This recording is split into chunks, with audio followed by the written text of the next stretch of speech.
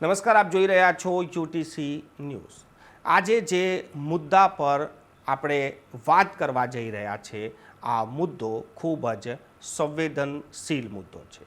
સમાજ માટે આ મુદ્દા પર ચર્ચા કરવી ખૂબ જ હવે જરૂરી બની ગઈ છે, કેમ કે આપણે વડોદરાને સંસ્કારી નગરી કહીએ છીએ અને વડોદરાની સંસ્કારી નગરીના નામે જ્યારે આપણે ઓળખાતા હોઈએ ત્યારે વડોદરાનું સંસ્કાર અને વડોદરાનું કલ્ચર ક્યાં જઈ રહ્યું છે તેની ચિંતા કરવી પણ વડોદરાના નાગરિકોનું જ કામ છે। ગઈકાલે વડોદરા શહેરમાં એક એવી ઘટના બની છે જે લાલ બત્તી સમાન છે। આ ઘટનામાં બે મિત્રોએ એક મિત્રની ચપ્પુ મારીને હત્યા કરી દીધી છે। કોઈ પણ હત્યા થાય, મિત્રની હત્યા કરે, આ કોઈ નવી વાત નથી।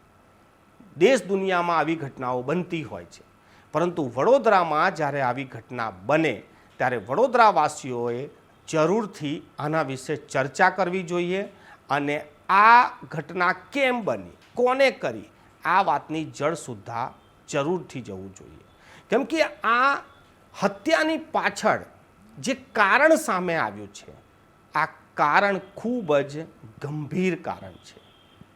કહેવાય છે કે કોઈ પણ અપરાધની પાછળ કંઈક કારણ હોય છે।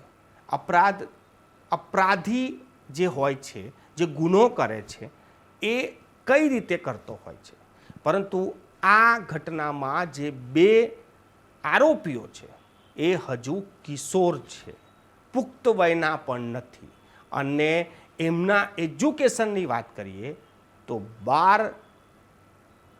બારમાની એક્ઝામ આપેલા આ વિદ્યાર્થીઓ છે।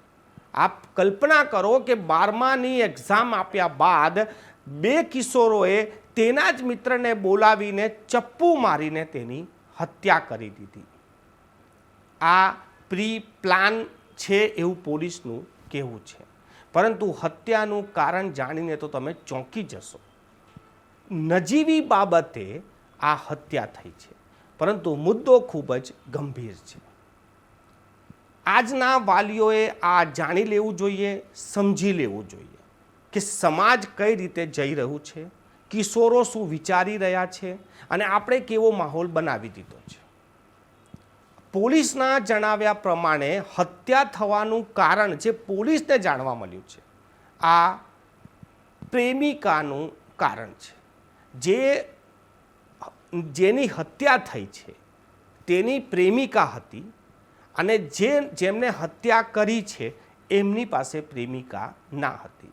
સ્વાભાવિક છે કે આ કિશોરોને અત્યારે પ્રેમિકાઓ ના હોય, પરંતુ આપણા સમાજમાં જે રીતે ફિલ્મોનું જે રીતે કલ્ચર પેદા થયું છે કે નાના નાના કિશોરો જો પોતાની પ્રેમિકા ના હોય તો તેઓ પોતાને નિરાશ બનાવી લે છે અને એકબીજાને ચીડવતા પણ હોય છે। પોલીસના જણાવ્યા પ્રમાણે જે યુવકની હત્યા થઈ છે તે એમના મિત્રોને આ જ કહીને ચીડવતો હતો કે મારી પાસે તો પ્રેમિકા છે, તારી પાસે નથી।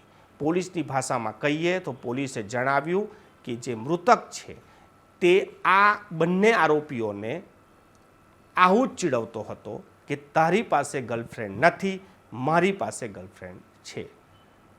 આ ગર્લફ્રેન્ડ ના હોવાના નામે જે બાળક એકબીજા મિત્રને ચીડવતું હતું અને આવી નજીવી બાબતે ચપ્પુ મારીને હત્યા કરી દેવી, આ ખૂબ જ સંવેદનશીલ વાત બની ગઈ છે। જ્યારે કોઈ હત્યાઓ થતી હોય ત્યારે હત્યારાઓની આપણે કલ્પના કરીએ તો તે ખુખાર હત્યારાઓ હોય છે, કોઈ મોટી વસ્તુ માટે કોઈની હત્યા કરતા હોય છે, પરંતુ આવી નજીવી બાબતે જ્યારે વડોદરા જેવા સંસ્કારી શહેરમાં હત્યાઓ થવા લાગે ત્યારે સમાજમાં વાલીઓ, શાળાઓ, બુદ્ધિજીવી વર્ગોએ, તમામ લોકોએ આ વાતને ખૂબ જ ગહન ચર્ચા અને ચિંતન કરવાની જરૂર છે। પોતાના બાળકો સાથે વાત કરવાની ખૂબ જ જરૂર છે, તો જ આવી ઘટનાઓને આપણે રોકી શકીશું।